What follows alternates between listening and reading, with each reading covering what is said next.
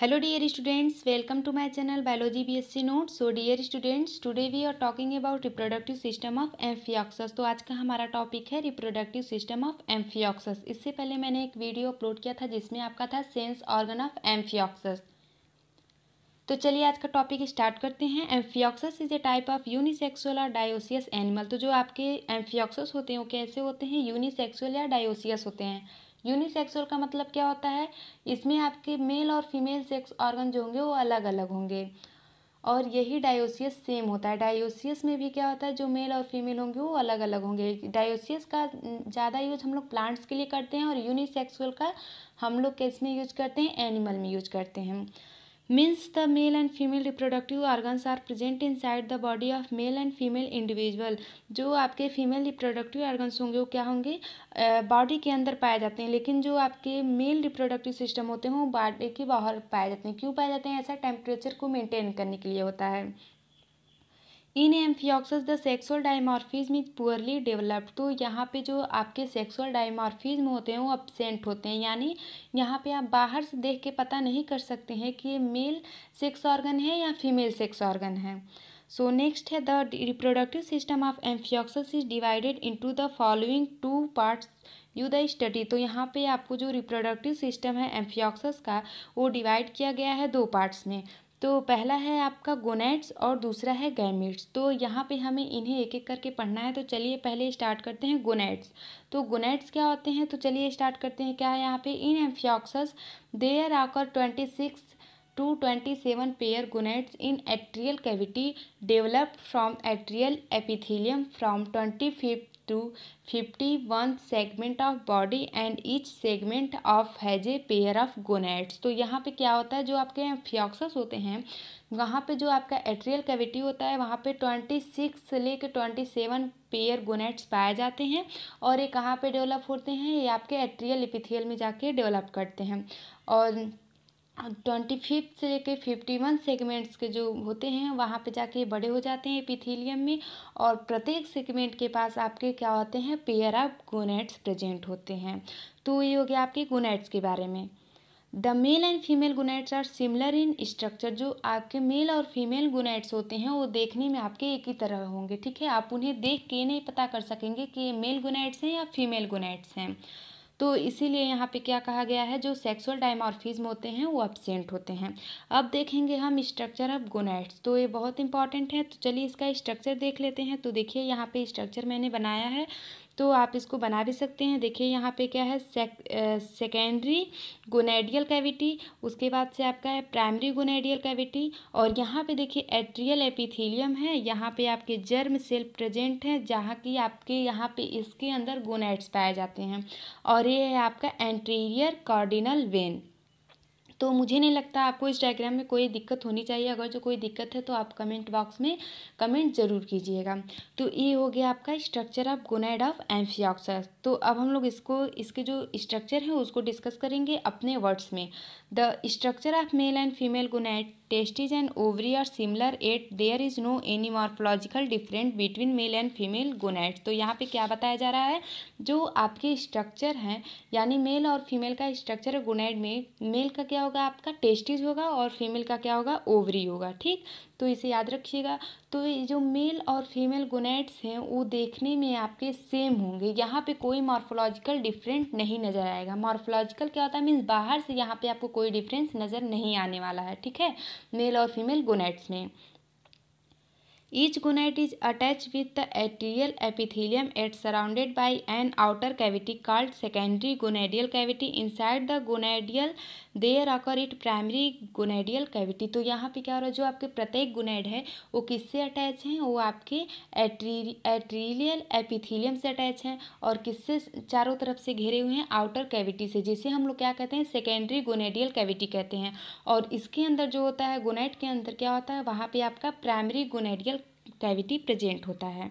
तो ये हो गया आपका सेकेंडरी गोनेडियल कैविटी और प्राइमरी गोनेडियल कैविटी. अब देखिए इसके बीच में क्या होता है, between the primary and secondary gonad cavity germ cell are present which differentiate at part in the formation of male and female gamete inside the male and female gonads. तो यहाँ पे क्या बता रहा है, जो प्राइमरी और सेकेंडरी गोनैड हैं इनके बीच में जर्म सेल प्रेजेंट होते हैं और वो क्या करते हैं, वो जो आपके जर्म सेल होते हैं वो डिफ्रेंशिएट होते हैं 8 पार्ट में, ठीक है, और फॉर्मेशन करते हैं मेल और फीमेल गैमेट का inside the male and female gonads, ठीक। अब देखिए the anterior cardinal when receive blood from gonad. जो आपका एंटीरियर कार्डिनल वेन होता है वो क्या करता है, ब्लड को रिसीव करता है गोनैड से। Inside the primary and secondary gonadial cavity the gonadial fluid present, it provides nourishment and help in the process of expression and exchange of O2 and CO2 from the germ cell. और जो आपके primary और secondary cavity होते हैं वो क्या करते हैं, गोनेडियल को फ्लूइड प्रेजेंट होते हैं उसमें, तो उसको क्या करते हैं, नरिशमेंट प्रोवाइड्स करते हैं, न्यूट्रिशन, और हेल्प करते हैं expression and exchange of O2 and CO2 from the germ cell. तो ये हो गया आपका गोनैड्स के बारे में।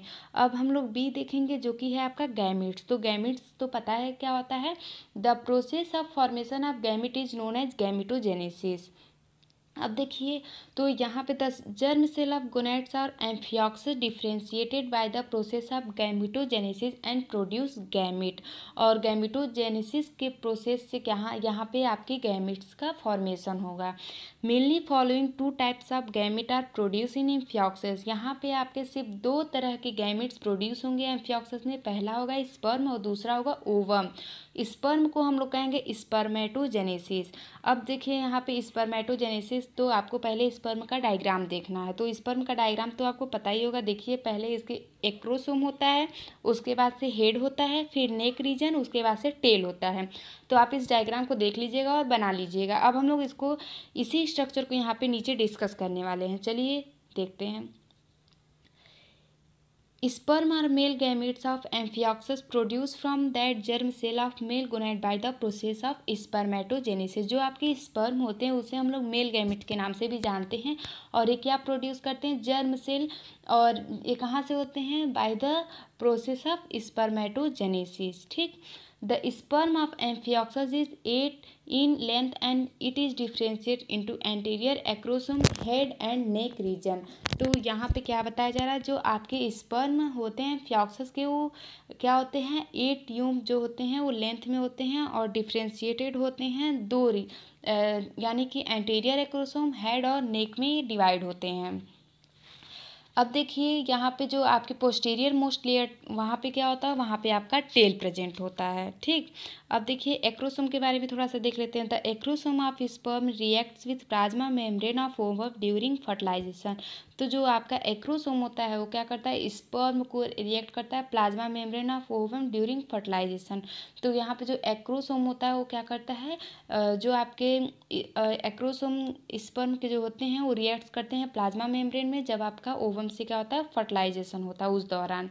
With the help of longer tail the sperm of amphioxus swim into sea water. जो कि आपका स्पर्म होता है उसके पास एक लॉन्गर टेल पाए जाते हैं, उसी की वजह से वो क्या होता है, आराम से स्विम करता है पानी में। अब एक तो हो गया आपके स्पर्म के बारे में, दूसरा गैमेट जो है वो है आपका ओवम, जो कि आपके फीमेल में पाया जाता है, जिसे हम लोग क्या कहते हैं, oogenesis। तो पहले इसका डायग्राम देख लेते हैं ओवम का। तो यहाँ पे देखिए क्या है, first polar body nucleolus, nucleus, outer clear cytoplasm, inner yolky cytoplasm. तो अब इन्हीं डायग्राम को हम लोग डिस्कस करने वाले हैं कि इनके अंदर क्या क्या होता है। तो चलिए क्या है, द ओवा और female gametes of amphioxus produce from germ cell of gonads of female amphioxus by the process of oogenesis।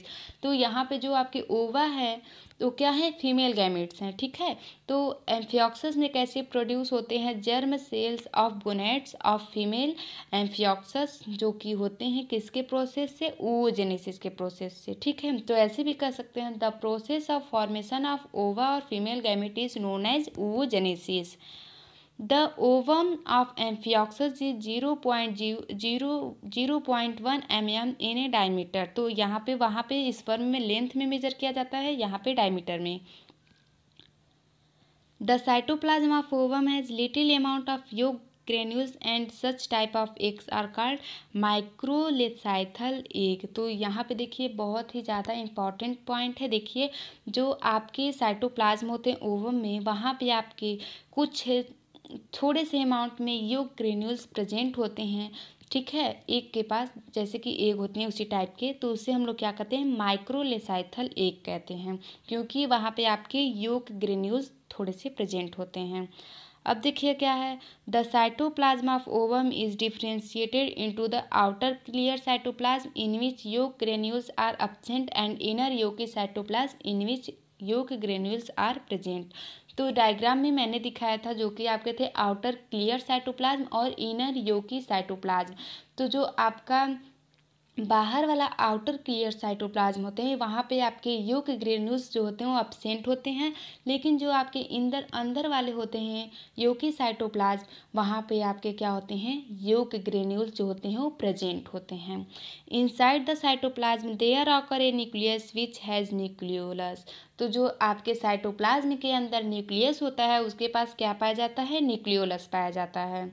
Next देखिए, the first polar body is also attach at the surface of ovum during division but it later disappear. जब आपका वहाँ पे division होता है तो वहाँ पे आपका जो ओवम होता है उससे फर्स्ट पोलर बॉडी क्या होता है, अटैच्ड होता है, लेकिन जब आगे बाद में क्या होता है अपने आप धीरे धीरे डिसअपीयर यानी गायब हो जाता है। लेकिन जब वहाँ पे डिवीजन होता है तो ये उससे अटैच्ड होता है ओवम से, जो आपका फर्स्ट पोलर बॉडी होता है।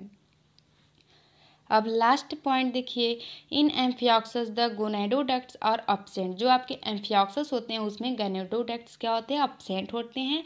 Thus the male and female gametes release into atrium. इसीलिए यहाँ पे जो आपके मेल और फीमेल गैमेट्स होते हैं कहाँ रिलीज होते हैं, एट्रियम में, ड्यू टू रप्चरिंग।